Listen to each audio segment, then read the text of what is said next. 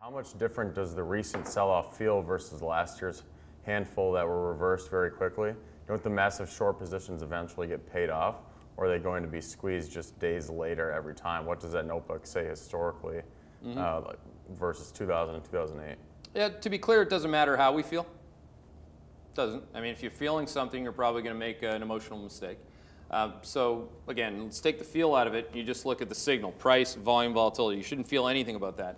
Typically, there are feelings associated when those things are capitulating to the downside. So there's a big difference between now and then, because then it was like kind of the first phase of deflation freaking people out in October. That's what got you a 10% correction. It was like, oh my God, an energy stock can go down and oil doesn't go up. And we had a junk bond sell-off for real at that point.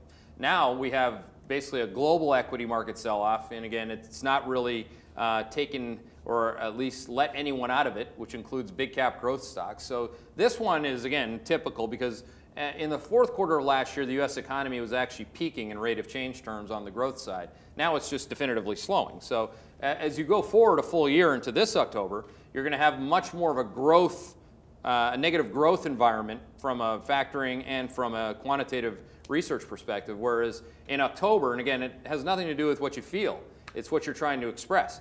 And again, when you're trying to express negative growth, you're selling rallies across all of equity space and buying longer duration bonds, whereas in October, it was a little different than that. It was the beginning of a lot of the mess that you saw come the lows of August. And again, it was the worst August that we've seen since 2001. This was a very monumental event for a lot of people from a performance perspective.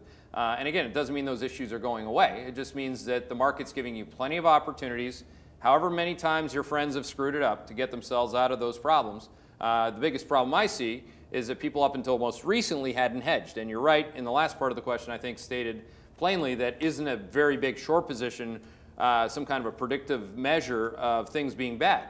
Well, yeah, most people know things are bad right now. You don't have growth, you don't have inflation, you don't have revenues and earnings. I mean, what else do you want? Leon Cooperman telling you that none of those things are happening? I mean, that's what you got. You know, so again, people are bearish, and I'd say bearish for good reason.